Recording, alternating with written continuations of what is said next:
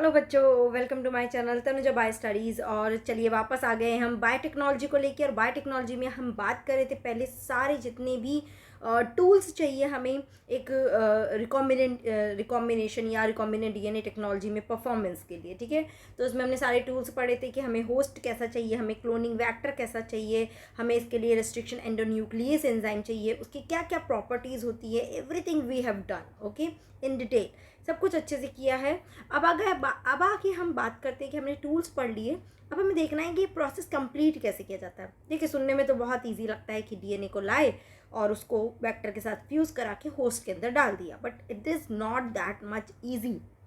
बहुत सारे स्टेप्स इसमें इन्वॉल्व होते हैं। तो सबसे पहले तो भाई हम बोल रहे हैं कि हमें डीएनए जो चाहिए, डिज़ायर डीएनए जो चाहिए, तो उस डीएनए को भी तो किसी ना किसी सेल से आइसोलेट करना पड़ेगा। ठीक है ना, तो यहाँ पे अब स्टेप बाय स्टेप चलना पड़ेगा। तो फर्स्ट स्टेप ही क्या है, that is the isolation of genetic material. कौन सा जेनेटिक मटेरियल? जो हमारा डिज़ायर डीएनए जो हमें होस्ट के अंदर डालना है, वो वाला डीएनए भी तो हमें आइसोलेट करना है। तो उस डीएनए को हम कैसे आइसोलेट करेंगे? ठीक है ना, सिंपल सी बात करते हैं। Recombinant DNA technology involve several steps in specific sequence such as isolation of DNA पहले, then fragmentation of DNA by restriction endonuclease, isolation of desire DNA fragment या फिर सेपरेशन आप बोल सकते हो, उनको सेपरेट करना है। फिर उसमें से जो हमारा डिज़ायर डीएनए फ्रैगमेंट है उसको लेना है। ligation of DNA fragment into a vector and transferring the recombinant DNA into the host, culturing the host cell in a medium at large scale and extraction of the desired product। तो ये सारे steps हैं जो involve होते हैं एक rDNA technology में। सबसे पहले लेते हैं आइसोलेशन ऑफ जेनेटिक मटीरियल। सो देखो, अब डिपेंड करता है कि सेल किस तरह की है जिसमें से लिया। अब ये सेल क्या प्लांट भी हो सकती है, ये सेल कोई बैक्टीरियल सेल भी हो सकती है, कोई फंगल सेल भी हो सकती है, जहाँ से हम डीएनए को आइसोलेट कर रहे हैं। So recall that nucleic acid is the genetic material of all organism without exception. ठीक है, in majority of organism this is deoxy ribo nucleic acid और डीएनए। सब में मेजॉरिटी में डीएनए होता है, वायरस में ही आरएनए के ज़्यादा आरएनए होता है, right. In order to cut the DNA with the restriction enzyme, it need to be in pure form, free from other macromolecule। कौन कौन से? लाइक प्रोटीन हो गया, या फिर दूसरी चीज़ें हो गई कि कोई काइटिन जैसे मटेरियल हो गया, अगर फंगल के केस में बात करें। तो इन चीज़ों को भी हमें आइसोलेट करना होता है और हमें सिर्फ और सिर्फ डीएनए चाहिए। Since the DNA is enclosed within the membrane, we have to break the cell open to release the DNA along with other macromolecule। क्या क्या? जैसे कि RNA, protein, polysaccharides and also lipids. ठीक है ना, देखिए ये एक सेल है, हमें पता है इस सेल के अंदर ये न्यूक्लियस है और इस न्यूक्लियस के अंदर क्या है, हमारा डीएनए है। ठीक है, अब इस डीएनए को आइसोलेट करने के लिए पहले इस सेल को ब्रेक करना है। अब सेल को ब्रेक, न्यूक्लियस ब्रेक होगा, सबकी मेम्ब्रेन ब्रेक होगी। ये ब्रेक होगा तो डीएनए के साथ साथ जो दूसरा मटेरियल है वो भी सब बाहर आ जाएंगे। ठीक है, तो हमने क्या किया, इस सेल को ब्रेक करना है। अब सेल को ब्रेक करना है तो हमें देखना है सेल किस तरह की है। ओके, अगर ये बैक्टीरियल सेल है ना, तो हमें किससे ब्रेक करना होगा इसको हमें ब्रेक करना होगा पेप्टिडोग्लाइकेन से। ठीक है, अगर ये प्लांट सेल है तो प्लांट सेल की सेल वॉल सेल्यूलोज की बनी होती है, तो हमें ब्रेक करना होगा इसको सेल्यूलेज से। और इसी के साथ ही पैक्टिन भी प्रेजेंट होता है, तो पैक्टिनेज हमें यूज़ करना पड़ेगा। अगर ये फंगाई है, कोई फंगल सेल है, तो फिर हमें इससे यूज़ करना होगा काइटिनेज, सो दैट ये इसको ब्रेक कर सके। ये एंजाइम सेल वॉल को, सेल मेम्ब्रेन को ब्रेक कर देंगे एंड उसके बाद मतलब बेसिकली सेल वॉल को ब्रेक करेंगे और सारा मटेरियल बाहर निकल जाएगा। अभी भी हमारा डीएनए आइसोलेट नहीं हुआ, क्योंकि डीएनए के साथ आरएनए, प्रोटीन, कार्बोहाइड्रेट मतलब पॉलीसेकेराइड, लिपिड, ये सब भी है, इनको हमें आइसोलेट करना है। ठीक है ना, तो मान के चलिए कि ये वाले सोल्यूशन में सब कुछ मटेरियल आ गया, अब इसमें डीएनए है, एवरीथिंग इज देयर। ठीक है ना, तो अभी इसे क्या करना पड़ेगा, इसको हम करेंगे, क्या करेंगे, we will do the centrifugation. ठीक है, ओके, तो चलिए इतना मैं यहाँ पे बताती हूँ क्या बोल रहा है। Since the DNA is enclosed within the membrane, we have to break the cell open and with other micromolecules such as RNA, protein, polysaccharide, and lipid. This can be achieve by treating the bacterial cell, plant और animal tissue with enzyme such as lysozyme. हाँ ठीक है, peptidoglycan तो sorry, I am so sorry, ये मैंने wrong बता दिया। Peptidoglycan की तो बनी होती है, पर इसको डाइजेस्ट करने के लिए, डिग्रेड करने के लिए हमें चाहिए lysozyme. Okay, I am sorry, ये वाला रॉन्ग बता दिया मैंने आपको। ओके, सेलुलोज प्लांट सेल में, काइटिनेज फंगल सेल में। You know that genes are located on long molecule of DNA intertwined with proteins such as histone. The RNA can be removed by treatment with ribonuclease. अब इन सब को हम treat कराएंगे, इस पूरे solution को हम ट्रीट कराएंगे। अगर हम इसको RNAs से ट्रीट कराएंगे तो सारा RNA डाइजेस्ट हो जाएगा। वो ये बोल रहा है treatment with ribonuclease, whereas protein can be removed by treatment with protease. Protease से ट्रीट कराएंगे तो वो सारा प्रोटीन डाइजेस्ट कर देगा। ठीक है, काइटिनेज तो चलो हट गया। And other molecule can also be remove by appropriate treatment and purified. अब इसके बाद जो बचा वो क्या बचा हमारा, सिर्फ DNA, which is ultimately precipitate out after adding the chilled ethanol. Actually में क्या किया जाता है, इस पूरे सोल्यूशन को सेंट्रीफ्यूज किया जाता है। सेंट्रीफ्यूज करने के बाद जो सोल्यूशन आया उसमें पैलेट तो डेब्रिज सब हो गया। जो सुपरनेटेंट है इसको हम दूसरी टेस्ट ट्यूब में ले लेंगे और इसमें हम धीरे धीरे धीरे धीरे क्या डालेंगे, चिल्ड इथेनॉल डालेंगे। कंडीशन क्या है कि ये चिल्ड होना चाहिए, और ये भी कंडीशन है कि एकदम से नहीं डालना है, स्लोली स्लोली डालना है। तो इसमें जो डीएनए होगा वो प्रेसिपिटेट आउट हो जाएगा और वो देखिए कुछ आपको इस तरह का यहाँ पर दिखाई देगा। Can you see this one, है ना। तो इस तरह से ये प्रेसिपिटेट आ जाएगा। This can be seen as collection of fine threads in the suspension. समझ आया। तो डीएनए को हम आइसोलेट करना है तो हमें बाकी सब चीज़ों को हटा देना है, सो दैट डीएनए ही बचा रह जाएगा। अब आइसोलेट हो गया डीएनए। अब डीएनए में हमें पूरा डीएनए तो कॉपी नहीं बनाना है, हमें इस डीएनए के पर्टिकुलर कोई सीक्वेंस है जिसका जो प्रोडक्ट बन रहा है वो प्रोडक्ट हमें लार्ज अमाउंट में चाहिए, है ना। उस प्रोडक्ट को बनाने के लिए जो भी पर्टिकुलर सीक्वेंस है वो वाली सीक्वेंस मुझे चाहिए सिर्फ। अब वो सीक्वेंस का हमें पता होना चाहिए कि इस सीक्वेंस का आरई एंजाइम कौन सा है, मतलब कौन सा ऐसा रिस्ट्रिक्शन एंजाइम है जो इस सीक्वेंस को रिकॉग्नाइज करता है और इसके दोनों तरफ कट लगा के इस सीक्वेंस को सेपरेट कर देता है। ये हमें पता होना चाहिए। तो हम क्या करेंगे, cutting of DNA at specific location, उस पर कटिंग करेंगे किसकी हेल्प से, आरई की हेल्प से, है ना। उसके लिए उसका पर्टिकुलर आरई यूज़ करके उसको कट करेंगे। So restriction enzyme digestion are performed by incubating purified DNA molecule with the restriction enzyme at the optimal condition for that specific enzyme. अगर उस जेल अब क्या किया, कट कर दिया। अब कट करने के बाद ऑब्वियसली जो हमारा डिज़ायर डीएनए का पीस है, मान लो ये सपोज ये वाला है और इसमें से मुझे ये वाला पीस है ना, ये हमारा डिज़ायर्ड है, ठीक है। कट करेगा जब आ रही तो यहाँ कट किया, यहाँ कट किया, क्या हुआ, 3 पीसेस बन गए, है ना, ऐसे। तो यानी कि एक सस्पेंशन में बहुत सारे डीएनए के अलग अलग अलग अलग अलग साइज़ के फ्रेगमेंट्स बन गए, समझ रहे हो। तो अब हमको इसको सेपरेट भी तो करना होगा, ये तो अभी पूरा कलेक्शन है, हमें क्या करना पड़ेगा, इसको सेपरेट करना पड़ेगा। तो सेपरेट करने के लिए क्या करेंगे, we will go for the agarose gel electrophoresis for the separation of fragments of DNA is employed to check the progression of restriction enzyme digestion. DNA is negatively charged molecule, hence it move towards the positive electrode anode. देखिए किया क्या जाता है इसमें, ये शायद मैं आपको पहले भी बता चुकी हूँ, आई थिंक मैं यहाँ पे फिर बता देती हूँ। एक जेल इलेक्ट्रोफोरेसिस परफॉर्म की जाती है। इस जेल इलेक्ट्रोफोरेसिस में ओके एक मिनट, आई थिंक यहाँ पे मैं बता चुकी हूँ, yes yes I have told already over here, ठीक है ना, मैं आपको बता चुकी हूँ। तो वही क्या किया जा रहा है, जेल इलेक्ट्रोफोरेसिस में डीएनए को लोड किया जा रहा है, फिर इसको फ्लो कराया जा रहा है और as per the size of या as per the molecular weight ये डीएनए फ्रेगमेंट्स आइसोलेट हो जाते हैं। उसमें से जो हमारा डिज़ायर्ड है उसको हम ऐसे इल्यूजन करके यानी कि कट करके और उसको सेपरेट आउट कर लेते हैं। तो I have told you this already, तो आपको अगर नहीं पढ़ा है आपने तो आप वो वाला वीडियो में जाके उसको देख सकते हैं, ठीक है ना बेटा। So hence it moved towards the positive electrode anode. This process is repeated with vector DNA also. ये क्या बोल रहा है, ये क्या बोल गया कि this process is repeated with vector DNA also. इसका मतलब क्या है, देखिए अल्टीमेटली मुझे क्या करना है, ये जो मेरा डिज़ायर डीएनए है मुझे क्या करना है, इसको वेक्टर के साथ फ्यूज़ कराना है, समझ रहे हो। अब ये वेक्टर में जहाँ इंसर्ट करेगा तो वेक्टर में भी तो वहाँ पर कट लगाना होगा आरई की हेल्प से। ये वेक्टर डीएनए है ना, ये डीएनए ही तो है, वेक्टर प्लाज्मिड आर की हेल्प से। तो अब ये वाला जो पीस है ना, इस पीस को भी तो मुझे आइसोलेट करना पड़ेगा, ये भी तो फ्रैगमेंट्स बन जाएंगे बहुत, इसको भी हम जेल इलेक्ट्रोफोरेसिस के थ्रू आइसोलेट करेंगे, दोनों को आइसोलेट करेंगे एंड देन इसको फ्यूज़ करेंगे। समझ रहे हो? So this process is repeated with the vector DNA also. The joining of DNA involve several process after having cut the source DNA as well as the vector DNA with the specific restriction enzyme।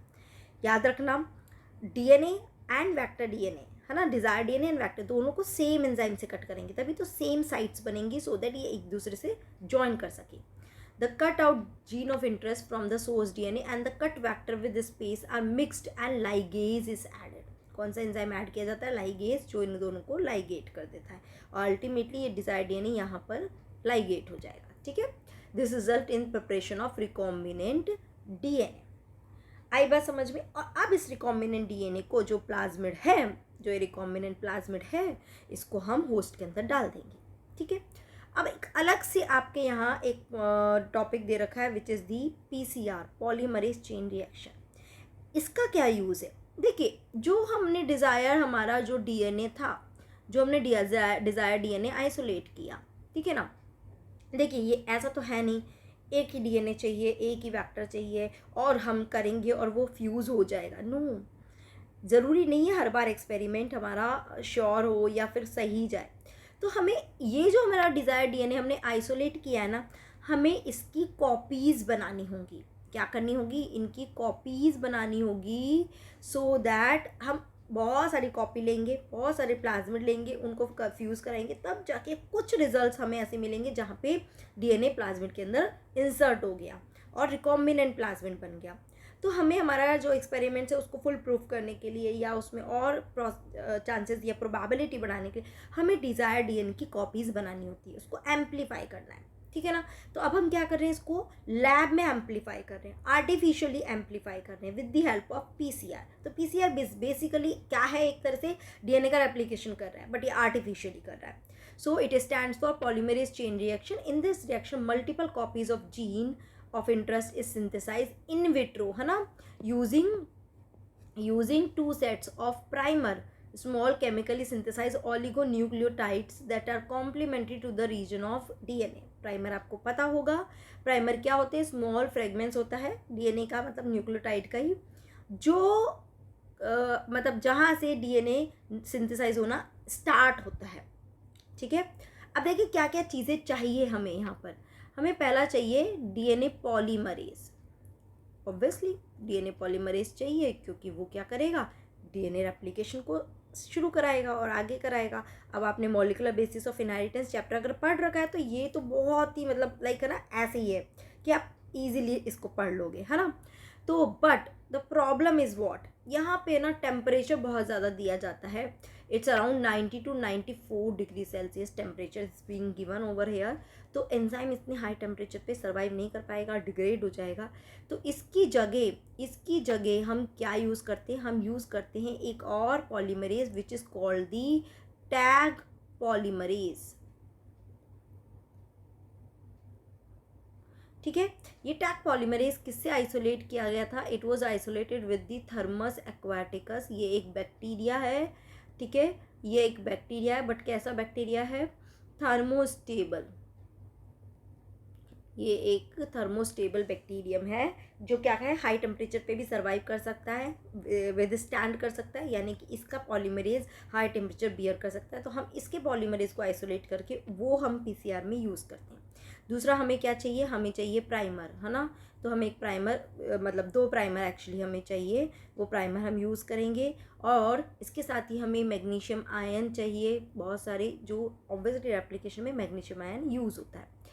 Okay, अब PCR जो है ना वो 3 step में complete होता है। 1 is the denaturation, second is annealing and the third one is extension. ठीक है, क्या करते हैं डीनेचुरेशन में? डीनेचुरेशन में जो भी हमारा डिज़ायर डीएनए उसमें हाई टेम्परेचर दिया जाता है, जिसकी वजह से क्या होते हैं? इसके सारे हाइड्रोजन बॉन्ड ब्रेक हो जाते हैं। ये हाइड्रोजन बॉन्ड है, ये सारे हाइड्रोजन बॉन्ड ब्रेक होंगे और दोनों स्टैंड एक दूसरे से सेपरेट हो जाएंगे। तो आप देख सकते हो सेकेंड वाले डायग्राम में दोनों स्टैंड एक दूसरे से सेपरेट हो गए, है ना, सेपरेट हो गए। ठीक है, सेपरेट होने के बाद अब इसमें हम क्या करेंगे, अनिलिंग करेंगे। अनिलिंग मतलब कि इसमें प्राइमर को ऐड किया जाएगा। तो you can see over here, है ना, ये प्राइमर को हम ऐड कर रहे हैं, दिस इज कॉल्ड अनिलिंग, है ना। यहाँ पे ये टेम्परेचर रहता है 90 to 94, यहाँ पे अराउंड 72 डिग्री सेल्सियस टेम्परेचर होता है। प्राइमर मैं आपको बता चुकी हूँ, ये एक स्मॉल ऑलिगोन्यूक्लियोटाइड सीक्वेंस है, मतलब स्मॉल न्यूक्लियोटाइड सीक्वेंस है जहाँ से ही रेप्लिकेशन आगे फर्दर कंटिन्यू होगा। तो डीएनए पॉलीमरेज जब होता है ना, तो उसको शुरू में कुछ साइट चाहिए, कुछ न्यूक्लियोटाइड चाहिए होते हैं फर्दर रेप्लिकेशन शुरू करने के लिए, वो ऐसे ही स्टार्ट नहीं कर पाता है, ठीक है। तो देखिए यहाँ पे डीएनए पॉलीमरेज दे दिया, डीएनटीपीज दे दिए, क्या दे दिए, डीएनटीपीज। क्या है ये डीएनटीपीज, जो भी डीऑक्सी न्यूक्लियोटाइड है, जैसे कि डीऑक्सी एडिनोसिन यानी adenine, thymine, guanine and cytosine, ये चारों डीएनटीपीज उसको दे दिए, क्योंकि यही तो आकर नया स्टैंड सिंथेसाइज करेंगे। And then is the extension, जहाँ पे क्या होगा, ये आगे की तरफ एक्सटेंड होगा और स्टैंड सिंथेसाइज हो जाएगा, ठीक है। तो यानी कि एक डीएनए से 2 डीएनए बन गए। अब इसी चीज़ को हम 30 साइकिल तक रिपीट करेंगे और 30 साइकिल के बाद हमें करीब 1 बिलियन कॉपीज़ इसकी मिल जाएंगी। Did you get it? ठीक है, तो एक रीड कर लेते हैं, that and the enzyme DNA polymerase, the enzyme extend the primer using the nucleotides provided in the reaction and the genomic DNA as template. If the process, ये समझ आया ना, genomic DNA as a template, मतलब कि इस वाले DNA को हम एज अ टेम्पलेट यूज कर रहे हैं, है ना, क्लियर है। आगे चलते हैं।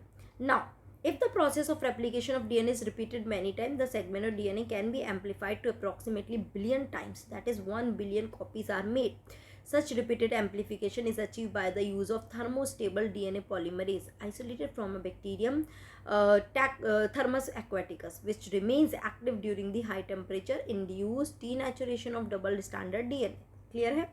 The amplified fragment, if desired, can now be used to ligate with the vector for further cloning. अब हम उसको वेक्टर के साथ क्लोन करा देंगे। तो चलिए, लाइगेज एंजाइम की हेल्प से हमारा रिकॉम्बिनेंट वेक्टर बन गया, रिकॉम्बिनेंट प्लाज्मिड बन गया। अब हमें इसे क्या करना है, हमें इसको होस्ट के अंदर इंसर्ट कराना है। सिंपल स्टेप्स हैं, ऑब्वियसली होस्ट के अंदर इंसर्ट कराना है। हम ऑलरेडी पढ़ चुके हैं कि होस्ट को मतलब होस्ट ईजिली किसी भी चीज़ को आने नहीं देता है, तो होस्ट को हमें कैसा बनाना होता है, हमें बनाना होता है उसे कॉम्पिटेंट बनाना होता है, मतलब कि ईजिली एक्सेप्टेबल। अनकॉम्पिटेंट के लिए हमने बहुत सारे बताए थे कि कैल्शियम से ट्रीट करते हैं, या चिलिंग का ट्रीटमेंट देते हैं, बायोलस्टिक जीन गन देते हैं, माइक्रो इंजेक्शन के थ्रू हम कर सकते हैं। तो अलग अलग तरीके हैं, डिपेंड कि कौन से टाइप के सेल है या किस टाइप का डीएनए है, ठीक है। सो देयर आर सेवरल, तो insertion of recombinant DNA into the host. So there are several methods of introducing the ligated DNA into the recipient cell. The recipient cell को ही हम क्या बोल रहे हैं, host cell बोल रहे हैं, ध्यान रखना। After making them competent to receive, take up DNA present in its surroundings. So if a recombinant DNA bearing gene for resistance to antibiotic ampicillin, है ना, यानी कि एक recombinant DNA जो है, यानी प्लाज्मिन के पास जो recombinant DNA है उसके पास ampicillin resistance activity है, and is transfer to E coli, यानी होस्ट सेल के अंदर डाल दिया, the host cell become transform into ampicillin resistant, वो भी एम्पेसिलिन रेजिस्टेंट हो गई। If we spread the transform cell on agar plate containing ampicillin, only the transformant will grow. ये मैं बहुत बहुत अच्छे से क्लियरली आपको समझा चुकी हूँ लास्ट क्लास में। ट्रांसफॉर्मेंट, नॉन ट्रांसफॉर्मेंट क्या होते हैं, रिकॉम्बिनेंट, नॉन रिकॉम्बिनेंट क्या होता है, और ये समझना बहुत ज़रूरी है ना। अगर आपको अभी नहीं आ रहा है और आपने मेरा प्रीवियस वीडियो नहीं देखा, तो प्लीज़ पहले आप उसको देखिए, आपको एकदम क्लियर हो जाएगा, ठीक है। सो ट्रांसफॉर्मेंट ही ग्रो करेंगे and untransformant recipient cell will die. Since due to ampicillin resistant gene, one is able to select a transformed cell in the presence of ampicillin. The ampicillin resistant gene in this case is called the selectable marker, ठीक है। Okay, अब हमने host cell में वो select कर लिया जिसमें हमारा इंसर्शन हुआ, क्योंकि ज़रूरी नहीं है हर बार प्लाज्मिन हर होस्ट सेल में इंसर्ट हो जाए, फेलियर भी हो सकते हैं। तो हमने जो हमारा होस्ट सेल जिसके अंदर प्लाज्मिन आ गया उसको हमने सेलेक्ट कर लिया, और अब हम इस होस्ट सेल को लार्ज स्केल पे ग्रो कराएंगे, इसको इसका न्यूट्रिएंट मीडियम देंगे और उसको लार्ज स्केल पे ग्रो कराएंगे। तो नेक्स्ट स्टेप है obtaining the foreign gene product. So when you insert a piece of alien DNA into a cloning vector and transfer it into a bacterial, plant or animal cell, whatever, है ना, जो भी host cell है, the alien DNA gets multiplied. In almost all recombinant technology, the ultimate aim is to produce a desirable protein. Okay, hence there is a need for the recombinant DNA to be expressed. The foreign DNA gets expressed under appropriate condition. The expression of foreign gene in host cell involve understanding many technical details. क्या क्या है? After having cloned the gene of interest and having optimized the condition to induce the expression of target protein, one has to consider producing it on a large scale. Can you think of any reason why there is a need for large scale production? If any protein encoding gene is expressed in a heterogeneous host, it is called a recombinant protein. The cell harboring clone gene of interest may be grown on a small scale in laboratory. The culture may be used for extracting the desired protein and then purify it by using different separation techniques. समझ में आ रहा है कि मतलब उसको grow किया जाता है, तो वो सेल ग्रो होगा तो हमारा फॉरेन डीएनए जो हमारा डिज़ाइन वो भी ग्रो होगा, वो भी अपना प्रोडक्ट बनाएगा और उस प्रोडक्ट को अल्टीमेटली हम आइसोलेट कर लेंगे. The cells can also be multiplied in continuous culture system, wherein the used medium is drained out from one side while the fresh medium is added from the other to maintain the cell in their physiologically most active log exponential phase. क्या बोलना चाह रहा है? देखिए, जो ये culturing है ना, या फिर जो ग्रोथ है, दो तरह का होता है. एक होता है बैच कल्चर, ठीक है, बैच कल्चर, और दूसरा होता है कंटिन्यूस कल्चर. ठीक है, क्या होता है बैच कल्चर में? क्या किया हमने, जो भी लार्ज वेसल जिसके अंदर ग्रो कराया जाता है उनको हम क्या बोलते हैं? फर्मेंटर बोलते हैं. ठीक है ना, या फिर फर्मेंटर नहीं, आप यहाँ पे बायो रिएक्टर बात कर सकते हो, तो इनको हम बायो रिएक्टर बोलते हैं. इस बायो रिएक्टर में एक बार में ही हमने न्यूट्रिएंट मीडियम दे दिया, एक बार में ही ऑक्सीजन दे दिया, एक बार में ही हमने होस्ट सेल को इसके अंदर डाल दिया और इसे ग्रो होने दिया. जब ये फुल ग्रो हो जाएंगे, सब चीज़ों को बाहर निकालेंगे, होस्ट सेल को सेपरेट करेंगे, उसका प्रोडक्ट सेपरेट करेंगे, एंड देन ओके फाइन, ख़त्म.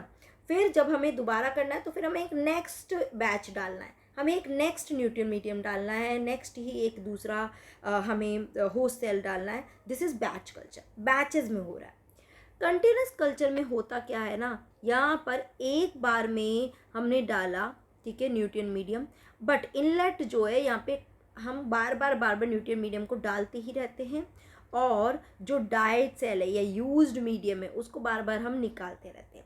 यानी कि अंदर जो सेल है वो क्या है, उसको कंटिन्यूसली न्यूट्रिएंट मिल रहा है, तो वो लगातार डिवाइड करती जा रही है.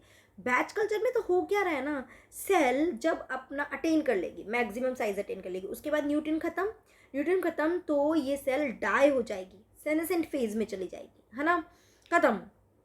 बट कंटिन्यूस कल्चर में क्या हो रहा है, ये कभी एंड हो ही नहीं रही है, एजिंग की तरफ जा ही नहीं रही, क्योंकि ये लगातार डिवाइड होती जा रही है, क्योंकि इनको कंटिन्यूस न्यूट्रिएंट मिलता जा रहा है. इसलिए देखिए, फेज होती है ये वाली, this is the lag phase, जब इनिशियली ग्रो करना शुरू होता है. लॉग फेज, या इसको हम एक्सपोनेंशियल फेज बोलते हैं. ओके, मतलब क्या कि इस फेज में बहुत फास्ट ग्रो हो रहा है और हमेशा ग्राफ ऊपर की तरफ जा रहा है. फिर उसके बाद यहाँ पे stationary phase and at last decline phase आ जाता है.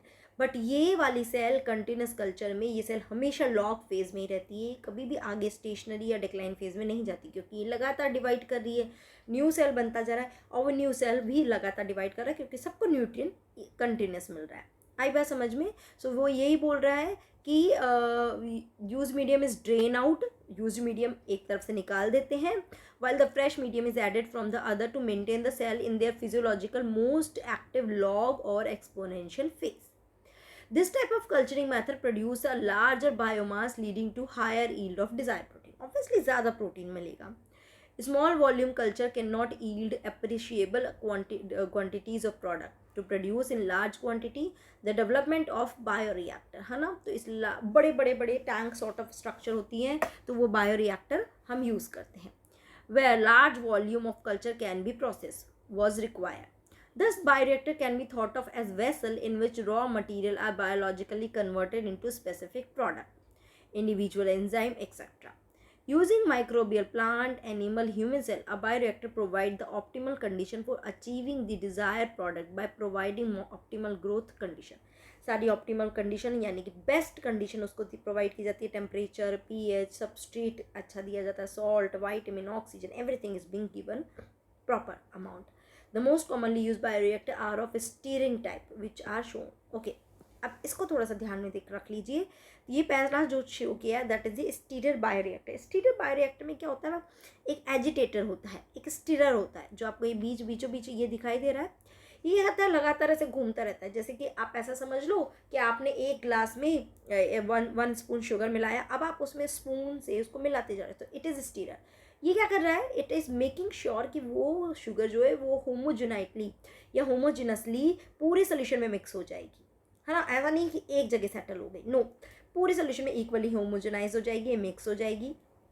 तो यहाँ पे स्टीरर भी क्या करता है, न्यूट्रिएंट की अवेलेबिलिटी पूरे टैंक में प्रॉपर हो इसका इंश्योर करता है। ऑक्सीजन पूरे टैंक में प्रॉपर हो, ऐसा नहीं है कि एक तरफ ज़्यादा है एक तरफ कम है, एवरीथिंग होमोजेनसली स्प्रेड हो, दैट इट मेक श्योर, और जिसकी वजह से ग्रोथ जो है वो और ज़्यादा हो जाती है। ध्यान रखना, अलग अलग पार्ट जितने भी दे रखे हैं, मोटर है, एक फॉर्म ब्रेकर होता है, ठीक है, ये जो दे रखा है ना।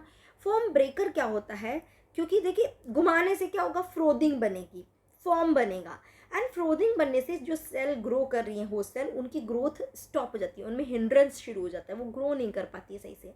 तो ये फॉर्म ब्रेकर क्या करता है, उस फ्रोदिंग को रिड्यूस करता है, फॉर्मिंग नहीं होने देता।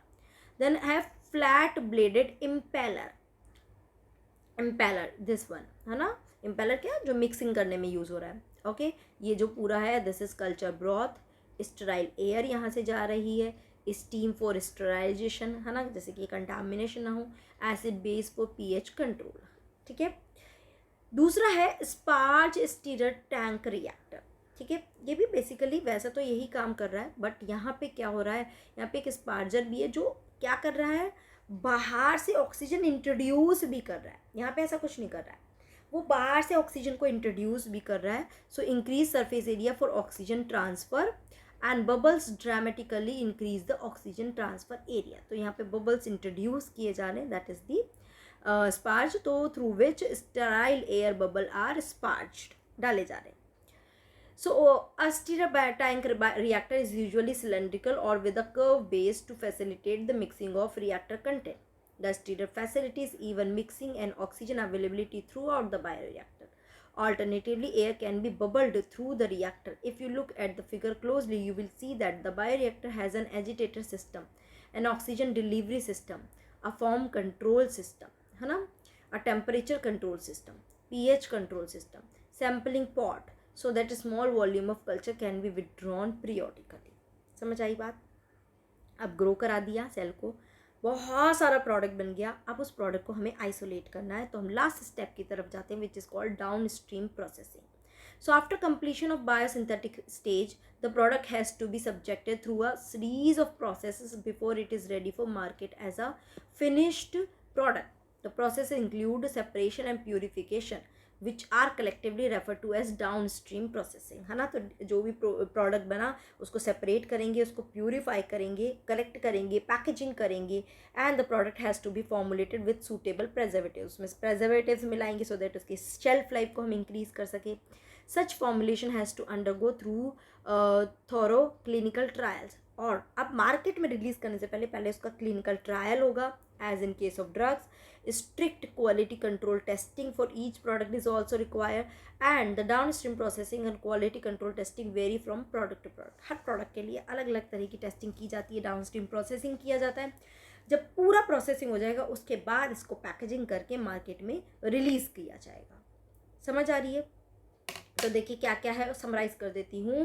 भाई सबसे पहले तो डिजायर डीएनए, तो उसे आइसोलेट करना है, डिपेंड करता है किस तरह की सेल है उस तरह से हम उसको आइसोलेट करेंगे. तो पहला है आइसोलेशन ऑफ डीएनए. जब डीएनए आइसोलेट हो जाएगा तो उसको हम ट्रीट कराएंगे आरई के साथ. अब आरई से ट्रीट कराने से बहुत सारे फ्रेगमेंट्स मिल गए, अब हमें सारे फ्रेगमेंट्स को भी आइसोलेट करना है, तो हम जेल इलेक्ट्रोफोरेसिस करेंगे. ऐसे ही वेक्टर डीएनए के लिए भी किया जाएगा. दोनों को, वेक्टर डीएनए और डिजायर डीएनए दोनों को लाइगेट करेंगे लाइगेज एंजाइम की हेल्प से.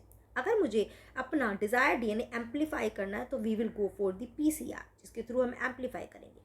जब हमारा एक रिकॉम्बिनेंट वेक्टर बन गया, मतलब रिकॉम्बिनेंट डीएनए बन गया, हमने डीएनए को वेक्टर के अंदर इंट्रोड्यूस करा दिया. अब इस वेक्टर को हम किस में, होस्ट सेल के अंदर डालेंगे by various ways. Okay, host cell में डालने के बाद इस होस्ट सेल को हम लार्ज स्केल पे ग्रो कराएंगे. ठीक है, 5th स्टेप लार्ज स्केल पे ग्रो कराएंगे. And the 6th step is what, down stream processing की जाएगी. तो 6 स्टेप में पूरा आरडीएनए टेक्नोलॉजी कंप्लीट होता है. मुझे लगता है ये काफ़ी अच्छे से समझ आ जाना चाहिए आप लोगों को। अगर फिर भी आपको डाउट आता है तो डेफिनेटली मुझे आप पोस्ट करिए क्वेश्चन, जो भी डाउट आएगा I will definitely clear your all queries, ठीक है। चलिए तब तक पढ़ते रहिए, बायोटेक्नोलॉजी चैप्टर बहुत इंपॉर्टेंट है, इसको अच्छे से समझना है, ठीक है। चलिए उसके बाद नेक्स्ट चैप्टर लेंगे। Okay, bye bye, take care.